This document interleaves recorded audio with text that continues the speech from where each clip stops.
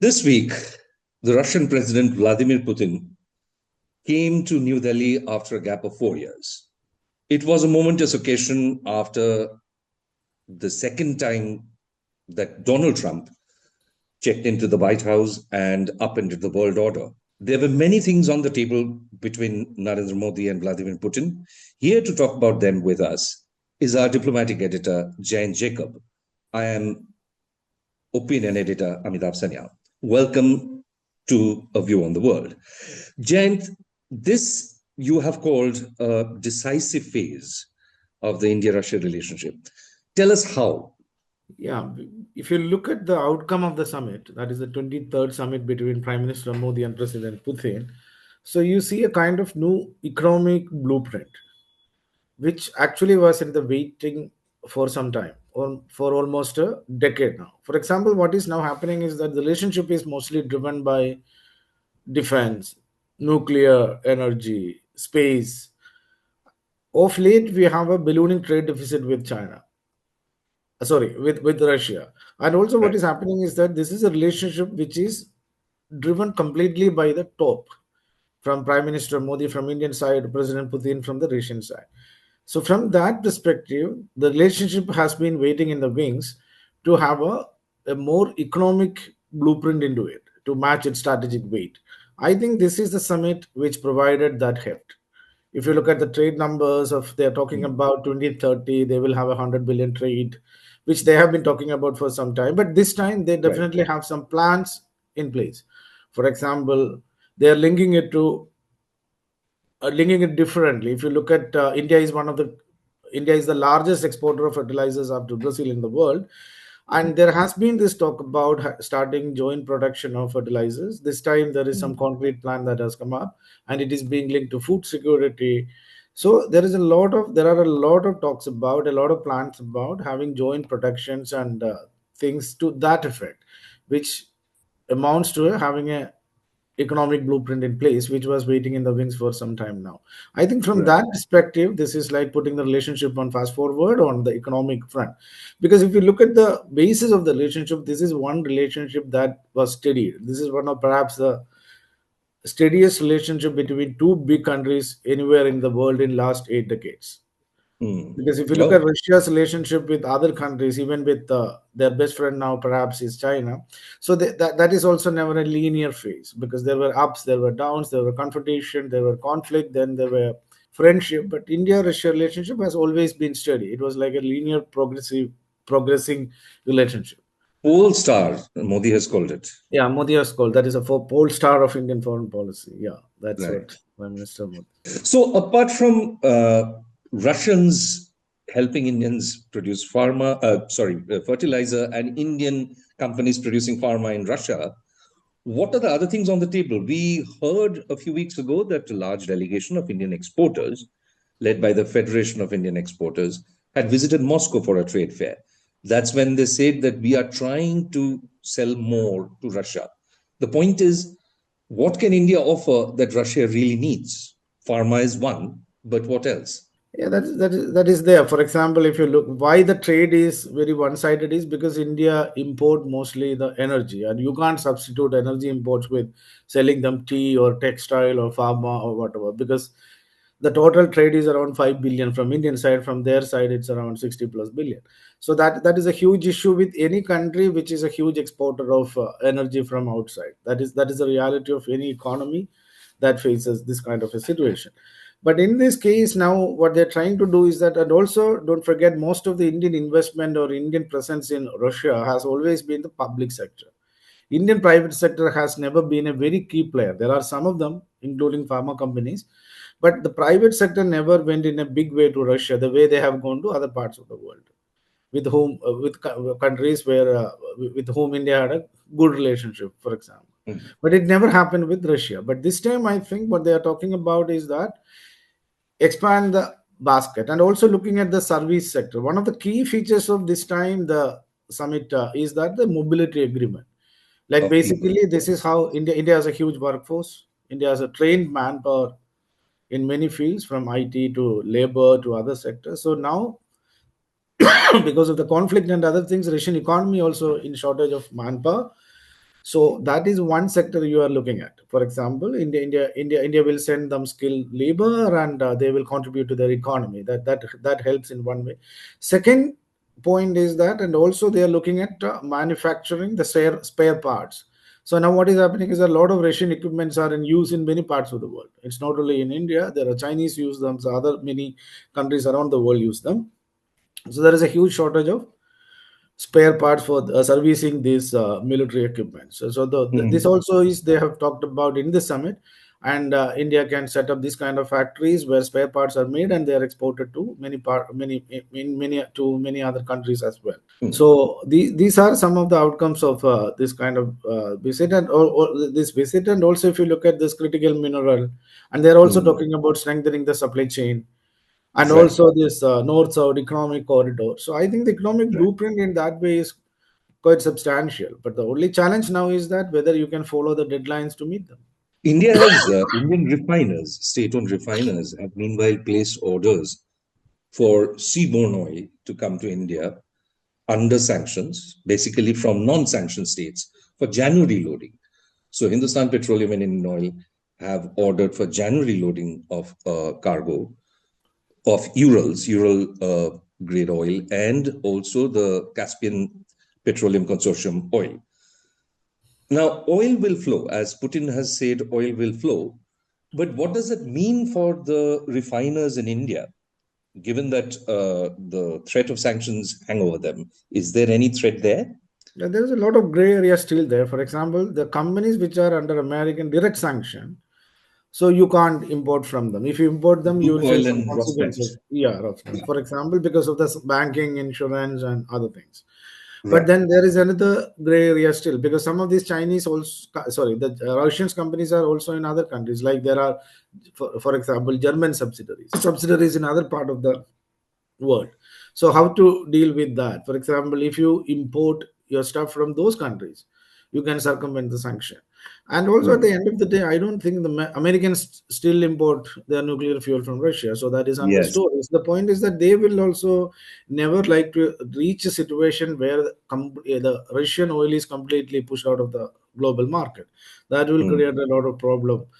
So when it comes to directly importing from the companies, Russian companies which are under direct sanction, there will be a problem, but there are still workarounds available. I think will never be a situation where you don't have any Russian oil coming in at all. That is not a possible scenario. Because if you look at most of these talks from the Russian side, you will see they're talking about an arrangement which is insulating the trade from other countries. So Mm. now banking is an issue. If your banking system, Mm. Mm. which is doing this trade, is not exposed to the world system or the SWIFT Mm. and other kind of international system, then it's okay. And also don't forget the fact that a lot of Indian trade with Russia is now happening in national currency. So there are enough mechanisms in place to insulate this. But if the Americans and the Europe go all out, a lot of Indian companies will face problem, especially the private ones, because their Mm. banking ties and their insurance and other issues will get into problem, because the global financial market is still controlled by the West and the Americans. So taking them on will not be an easy proposition. But there Mm. are still workarounds. I believe that you can Right. manage this. Yeah. Now, we know of Donald Trump's love for Vladimir Putin. Recently, at the Oval Office, while the FIFA boss Gianni Infantino was standing by his side, for no good reason, he just rummaged through his drawers and brought out a picture of him with Putin, saying that Putin looked better in the picture than him. It is just a latest iteration of his unabashed love for Putin. There is still a deep state behind him, which doesn't really like Russia, which has grown up hating Russia, doesn't like Russia.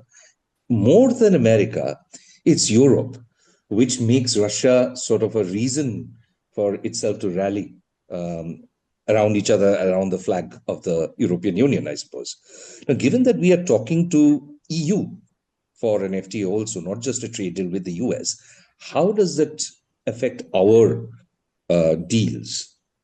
You said there are workarounds for the oil, but the optics of it will not be lost in any of the global capitals of Putin being in Delhi. So how does that play? But there are two, three ways to look at it. Number one way to look at it is that Europeans have a problem with Ukraine. That's true, because they have framed it as a NATO powers versus the rest, or the European war. It is. and the NATO's eastward expansion. That is one of the key reasons why you have seen a conflict going on for many years now. So the Europeans are not agreeing to it. They still believe it's a European security issue, and Ukraine cannot be forced into a peace settlement. But Americans still believe that Ukraine has to concede territories and they have to come to the negotiating table.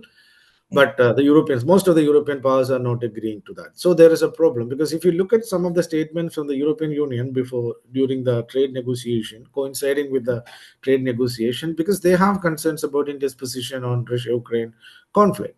I think that will be a political issue. But at the same time, it's a pretty different kind of a situation now. But a lot of people are now hoping that there will be some way forward, because unlike in the past proposal, Putin doesn't didn't completely rubbish this. Like, there are still some hope of some of this getting accepted, or at least Russia being into it, and they are talking about it for some time now.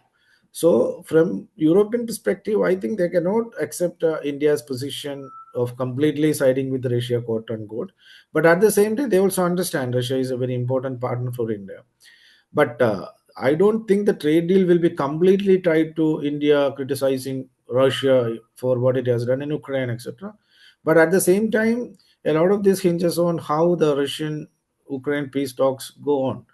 And also, now you see there is a clear division between the Europeans and the Americans. These are the reasons beyond India's control and India's capacity to deal with, because this is a situation which is created by the Europeans and the Americans and the Russians. So there is very little you can do that, because this is a very complex world situation. Whichever way you take a stand, that is going to backfire in some way or the other. But I think in the end of it, one way to look at is that this is not a big issue, in my opinion, that trade negotiation can happen, but at the same time they will try to extract some price from India, which I think will be fair from their point of view.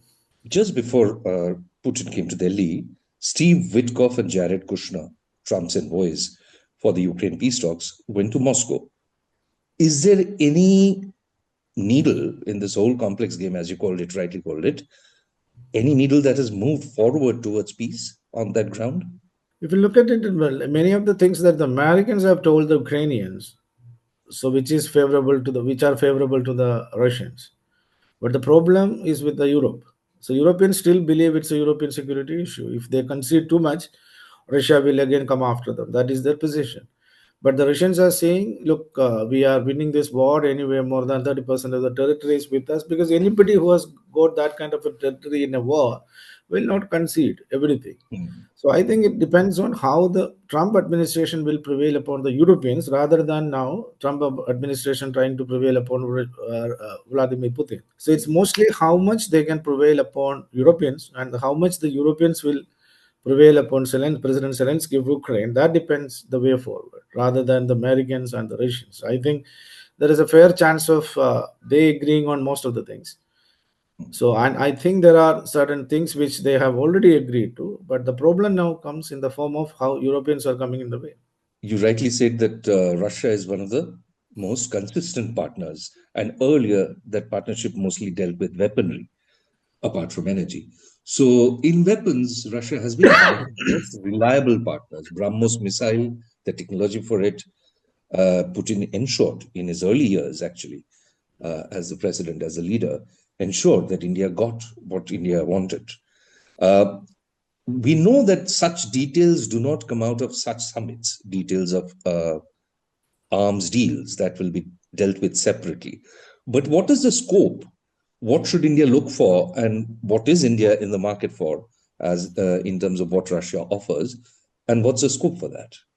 So already S-400 has done well for India. So the air defense system, the missile defense system, that is something which India is looking to procure from the Russians. But S-500, I don't think that is not even there. So I think It's it a will very take. different system, Yeah, isn't yeah. it, from S400? It's an upgraded system. It's a better system, but the system has to be tested. So it is some Mm. way from now. But anyway, you need 400 S400 batteries. So because that is the system which helped you during Operation Sindoor, etc. So that is there, and also India is looking for the next generation aircraft. So Su-57 is one of the best flying machines. So which is competing with the best around the world, but India still has 35 to 36 percentage of its defense procurement from the Russians. So Russia still remains the most steady partner, and also no other country shares technology the way Russians. This is the only country which shared a submarine with you. So it's a different kind of a partnership, and their military technology is fairly good, very advanced, and also at the same time India has the compulsion of balancing it out a bit. But I still think Russia will remain one of the steadiest, perhaps the steadiest defense partner of India. Because if you look at everything stems from the political intent and the statement. If you look at the way the summit went, most of the discussion happened between the two leaders. Even if you Right. look at the, yeah, even at the Hyderabad delegation level talks, because most of the discussion happened in the restricted format or one-on-one format between President Putin and Prime Minister Modi. So they also had a large long informal conversation soon after Putin landed in Delhi. So it's as a leader driven relationship, and there is a lot of traction and also sentiments, public sentiments in favor of this relationship. So Right. replacing Russia, it's a very difficult proposition, because Russia is part of your history, part of your nostalgia, part of your military assistance, friendship, so many elements to it. So I think even if you have the compulsion of diversifying into other suppliers from the Europe and the US, but still Russia will remain one of the key suppliers of Indian defense system. It's said that Putin was a bit under the weather because of Delhi's air. There's way you and I are coughing. Putin also didn't feel really well. He also had a bit of a cough, and that was all due to Delhi's foul air. Has a coin dropped anywhere about hosting foreign delegations in this situation and cleaning up? Is there any conversation, do you think? So I don't think nobody will be doing that in a public forum, because you are hosting it like every day there is a foreign delegation happening. Like Hmm. you're hosting everyone. Like you just hosted officials from Quad countries. Before that, the Hmm. Omanis, again the U.S. Assistant Secretary of State is coming. So there are all sorts of people are here. So I don't think at that level they are being talked about, because anyway they are not exposed to the Delhi weather the way we are, because they get out of their sanitized cars or hotel rooms and go for meetings and get back. But put in case, because there was a parade and Rajghat, and public exposure is more in a state visit, because there are certain protocol elements, like you have to go to the Rashtrapati Bhavan for courtyard for guard of honor, then you have to pay homage at Rajghat, then you come to Hyderabad House, then you again go back to Rashtrapati Bhavan for the state dinner. So other visits, it's fine. They are getting stepping out of the hotel room, going into another meeting room, meeting with their opposite leader, then getting back. But so far, nobody has made it an issue. Because if you remember, in the past, there used to be a lot of talks from the foreign embassies and diplomats and all about the deteriorating daily weather, etc. I think even now they have learned to learn to live with it. So they are also not making much of a noise. Perhaps. I still think Ursula von der Leyen, who's been invited for the Republic Day parade, which is a singular honor, and who will have to stand there exactly for a long time, I think she would be looking at the consequences closely. But the thing is that now, bit from now to January 26, at least there should be some bout of rains. So that will solve a lot Hopefully, of these issues. Yeah. we are all hoping for that. So this is the busy period of diplomacy before the Christmas holidays kick in. A lot of comings and goings in Delhi and in other capitals. A lot of deals people are trying to close before the end of the year. We will keep a keen eye on them and let you know as and when they pass. Thanks for watching. This was View on the World. Thank you.